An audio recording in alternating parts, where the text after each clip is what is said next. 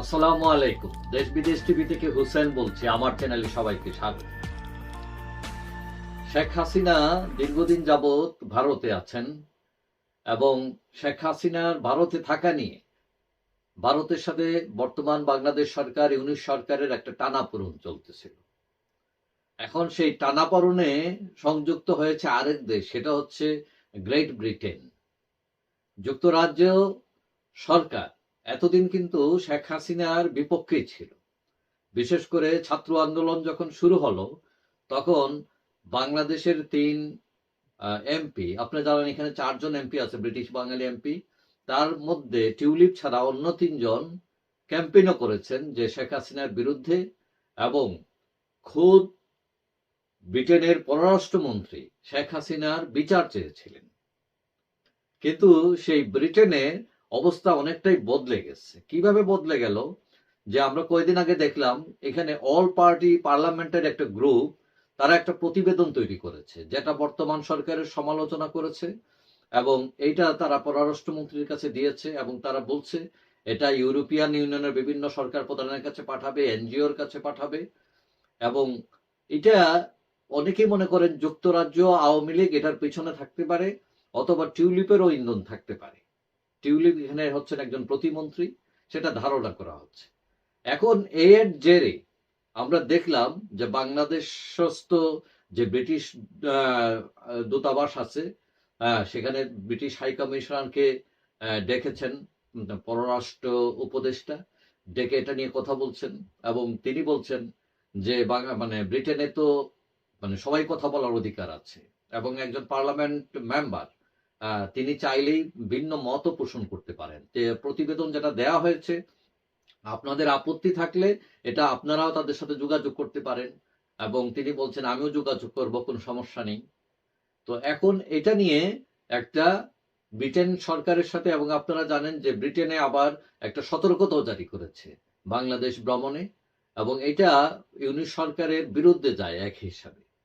এখন আজকের খবর হলো যে ব্রিটেনের যে যুক্তরাজ্য যে আওয়ামী লীগ আছে, আওয়ামী লীগ আবার সমাবেশ কল করেছে। তারা ৮ ডিসেম্বর তারা সমাবেশ করবে, এবং তারা একটা পোস্টারও ছেপেছে, সেখানে লিখেছে প্রধান অতিথি প্রধানমন্ত্রী শেখ হাসিনা। অর্থাৎ তারা শেখ হাসিনাকে এখনো প্রধানমন্ত্রী দেখাচ্ছেন। এবং এই ব্যাপারে যুক্তরাজ্য আওয়ামী লীগের সাধারণ সম্পাদক সাজিদুর রহমান ফারুক বলেন যে সংবিধানে অন্তর্বর্তীকালীন সরকার বলে কিছু নেই, পরবর্তী সরকার দায়িত্ব না নেওয়া পর্যন্ত শেখ হাসিনাই প্রধানমন্ত্রী।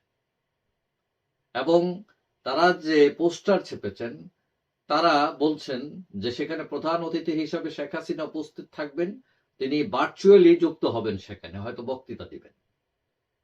এবং অনেকেই মনে করছেন সেখানে প্রবাসী সরকার ঘোষণা হইতে পারে, কিন্তু এইগুলো অনিশ্চিত। এবং এইটা হয়তো এই সরকারের একটা মাথা ব্যথা, যে তারা এখন ক্যাম্পেইন শুরু করেছে। আগে ভারত ছিল, এখন দেখা যায় ইউরোপেও চলে আসছে আওয়ামী লীগ। তো এইটা নিয়ে বিভিন্ন ধরনের কথাবার্তা হচ্ছে, এবং কেউ কেউ বলছেন এই সমাবেশে শেখ হাসিনা বক্তব্য রাখবেন কিনা, কিভাবে রাখবেন, এগুলো এখনো নিশ্চিত নয়।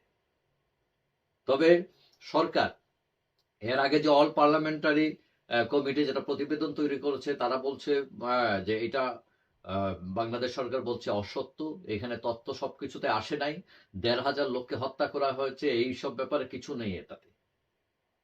তো এটা নিয়ে ব্রিটিশ সরকারের সাথে বর্তমান সরকারের খুব খুব একটা মনোমালিন্য তা নয়। বাংলাদেশ সরকার তার অবস্থান ব্যাখ্যা করেছে, এবং ব্রিটিশ হাই কমিশনার সেটা বলছেন যে ঠিক আছে, আমরা আলাপ করব, তোমরাও তোমাদের মতো আলাপ করো, সমস্যা নেই। আসল কথা হলো যে এইসব দেশে আহ, এমনকি দলের বিরুদ্ধেও ভোট দেওয়া যায়, এবং এখানে মোটামুটি সবাই স্বাধীন।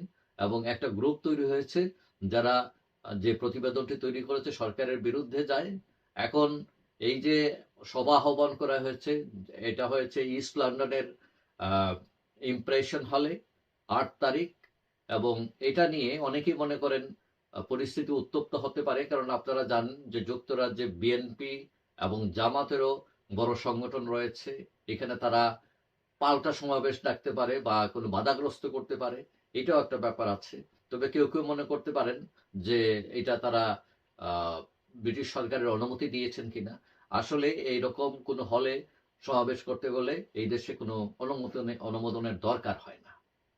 যাই হোক, এখন আওয়ামী লীগ এইসব করে তারা জানান দিচ্ছে তারা ডুবে নাই, তারা এখনো অ্যাক্টিভিটিতে আছে। বাংলাদেশে হয়তো তারা মুভ করতে পারছে না, কিন্তু পৃথিবীর বিভিন্ন জায়গায় আওয়ামী লীগ আছে এবং তারা বিভিন্ন জায়গায় ক্যাম্পেইন করছে এবং তারা জানান দিচ্ছে যে তারা মরে নাই এবং তারা যে কোনো সময় বাংলাদেশেও ঢুকতে পারে এবং তারা দাঁড়াবে।